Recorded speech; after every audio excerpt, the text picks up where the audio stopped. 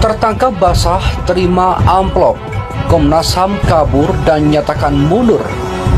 Tak ada ampun, Kamarudin bawa bukti penjarakan Komnas HAM.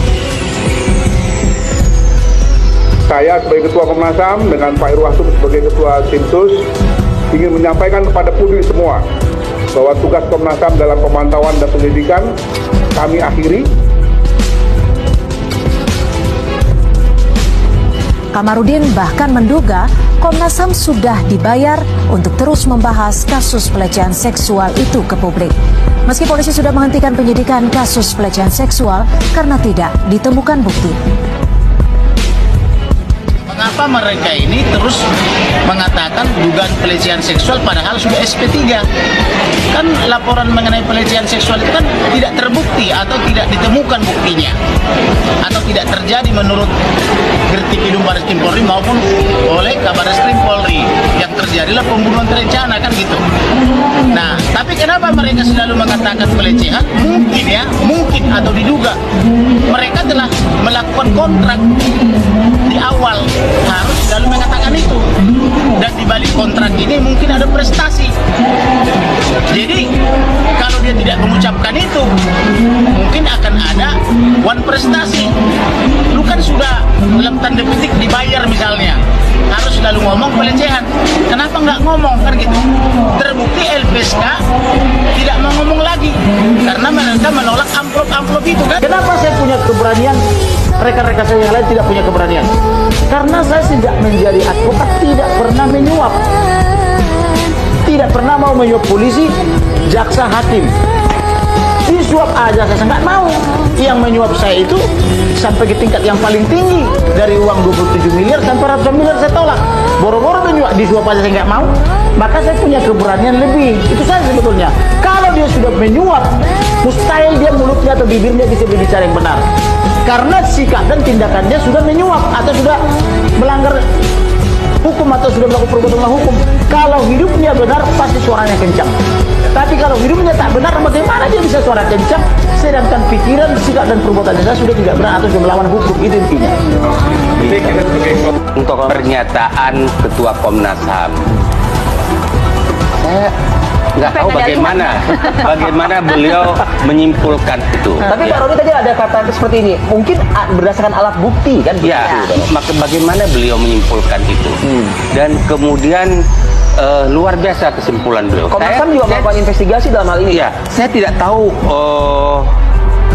Saya tidak hadir apakah yang disampaikan oleh Pak Ketua Komnas HAM itu mempunyai kebenaran atau memang tanpa potensi memiliki kebenaran. Nah, sekarang begini, kalau kita lihat beliau Pak Taufik Dabani, beliau Ketua Komnas HAM, sebuah lembaga yang bergensi, ya.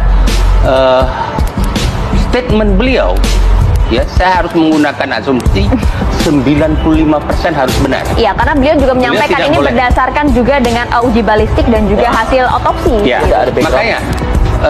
Tapi pertanyaan saya adalah kenapa beliau yang bunyikan? Seharusnya kan beliau tidak punya kapasitas untuk membunyikan permasalahan tersebut, ya. Seharusnya dibunyikan oleh kepolisian. Perempuan yang mesti dibela itu bukan Putri Chandrawati saja, Bang.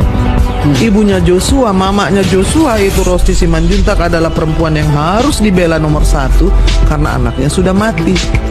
Masih difitnah pula, diambil uang tabungannya, tidak dikembalikan laptopnya,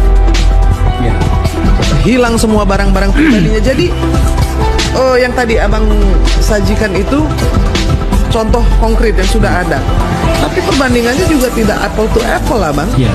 Jadi ini kasus berat sekali. Bang, ya. Resikonya apa sih, Bang, kalau sampai pada akhirnya istri Verdi Sambo ini ditahan, kalau menurut Inang? Resikonya mungkin kesepakatan dilanggar, Sambo akan bernyanyi lagu yang tidak merdu sebagai Kadif Propam dan sebagai Kepala Satgasus Merah Putih.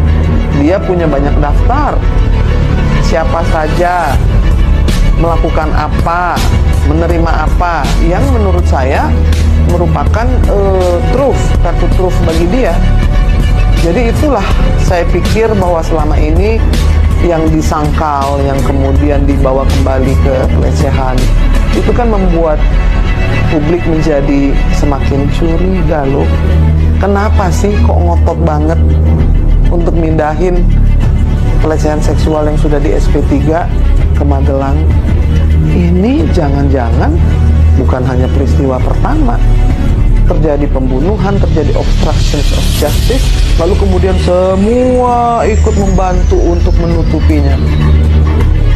Jadi hal pelanggaran-pelanggaran yang luar biasa itu kayaknya biasa banget, iya kan?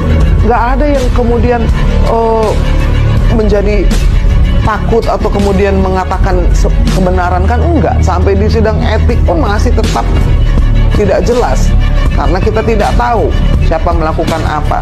Dibikin tidak ada suara. Kamu bisa lihat ya? Karena kita tahu banyak rahasia yang disimpan oleh Sambo.